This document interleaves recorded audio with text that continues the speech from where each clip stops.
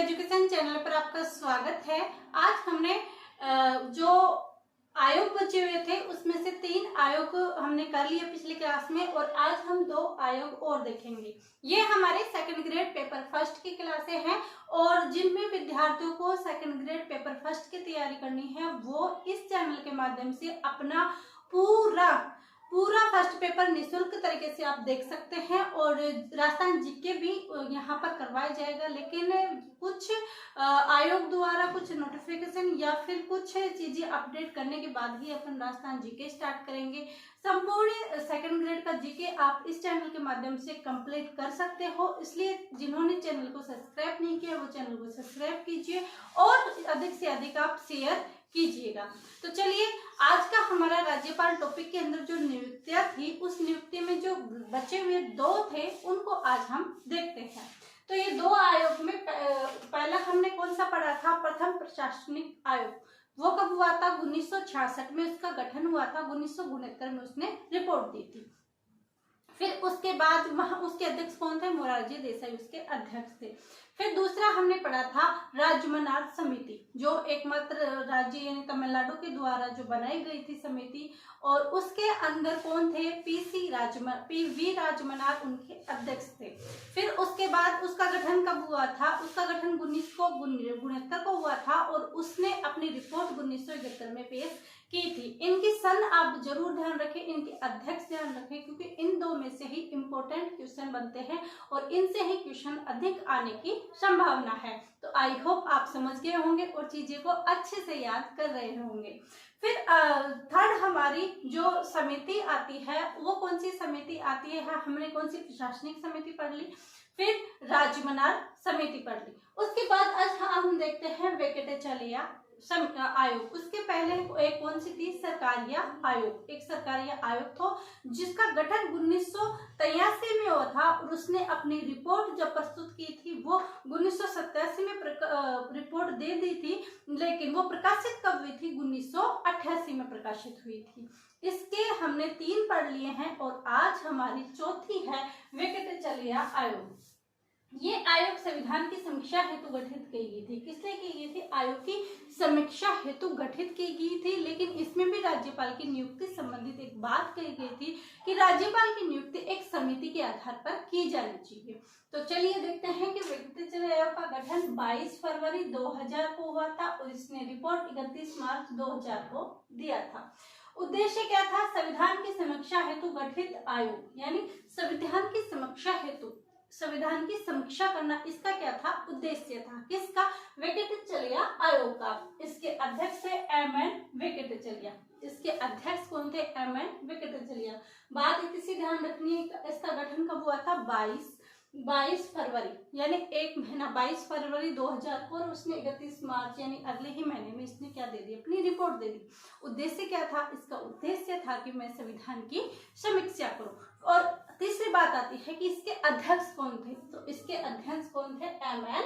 वेंकटाचलैया। फिर आता है कि राज्यपाल की नियुक्ति एक चयन समिति की सिफारिश पर की जानी चाहिए। इसने क्या कहा? इसने कहा कि अगर आप राज्यपाल की नियुक्ति करते हो तो एक समिति बनेगी। उस समिति के जो सदस्य होंगे उन सदस्यों की रिपोर्ट के आधार पर आप क्या नियुक्त करोगे? राज्यपाल नियुक्त करोगे। तो जिसमें कौन कौन होंगे जो ये समिति होगी? इसमें केंद्र के अंदर पीएम और केंद्रीय मंत्री परिषद होंगे और गृह मंत्री, केंद्रीय गृह मंत्री होंगे, उपराष्ट्रपति होगा और लोकसभा अध्यक्ष और मुख्यमंत्री। ये इस समिति के अंदर रहने चाहिए और इस समिति के आधार पर ही क्या बनाई जाएगी? इनकी समिति बनाकर ही हम क्या करेंगे? राज्यपाल की नियुक्ति करेंगे। सब ये समिति ने इसको ये कह दिया। फिर उसके बाद जो दूसरी समिति आती है वो आती है पुंछी आयोग। कौन सी आती है? पुंछी आयोग। एक तो सरकारिया आयोग और एक पुंछी आयोग। इस 2 से क्वेश्चन ये मानो आप हर बार एग्जाम में क्वेश्चन पूछे जाते हैं। तो इसका गठन कब हुआ था? इसका गठन 27 अप्रैल 2007। कब हुआ था? इसका गठन हुआ था 27 अप्रैल 2007 को और इसने रिपोर्ट प्रस्तुत की थी 31 मार्च 2010 को। तो इसका गठन कब हुआ था? 27 अप्रैल 2007 को और इसने रिपोर्ट 31 मार्च 2010 को दे दी थी। इसके अध्यक्ष कौन थे? इसके अध्यक्ष थे मदन मोहन पुंछी। पुंछी आयोग के अध्यक्ष कौन थे? पुंछी आयोग के अध्यक्ष थे मदन मोहन पुंछी।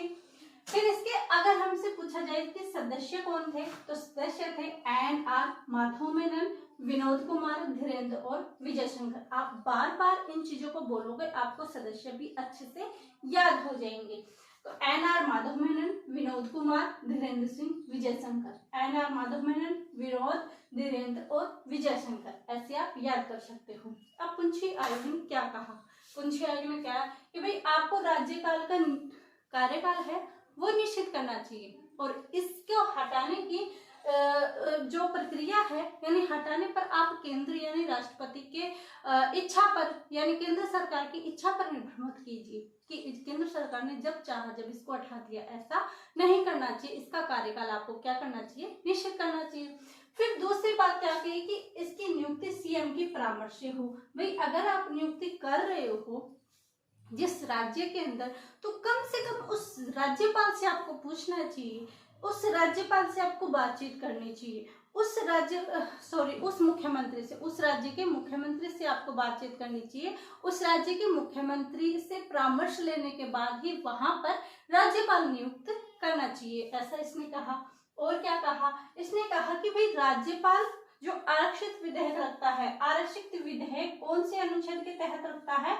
200 के तहत, 200 के तहत रखता है, और 201 के तहत क्या देता है? राष्ट्रपति को देता है। और राष्ट्रपति के पास से पावर होती है कि वो चाहे तो इसका विधेयक को वापस लौटा सकता है, और जेबी वीटो का पावर कर सकता है। और जेबी वीटो का पावर करने यानी अपने पास रख सकता है, उसका कोई जवाब नहीं देता, तो वो चाहे तो दे सकता है, वो चाहे तो नहीं दे सकता।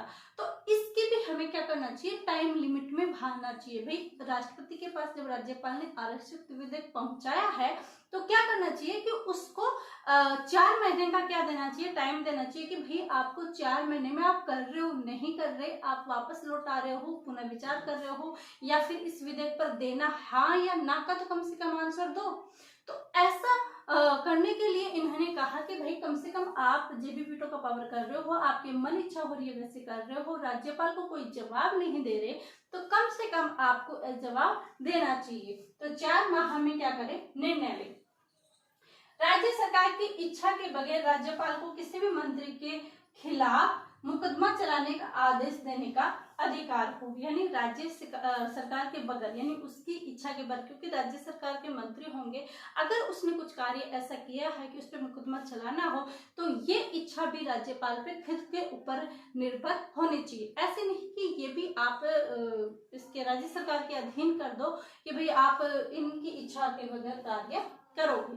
तो ऐसा पुंछी आयोग ने कुछ बातें कही है, ये बातें इन की पॉइंट में रखी हुई है। आप इन की पॉइंट बनाकर रखें कि भाई जैसे ये है पुंछी आयोग का गठन 27 अप्रैल 2007 को हुआ था, रिपोर्ट 31 मार्च 2002 थी। इनके अध्यक्ष और सदस्य आप याद कर सकते हैं, और इसका की पॉइंट ऐसे बना सकते हो कि कार्यकाल निश्चित हो।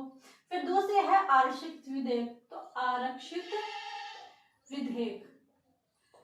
आरक्षित विधेयक पर 4 माह में आपको क्या करना है? निर्णय करना है।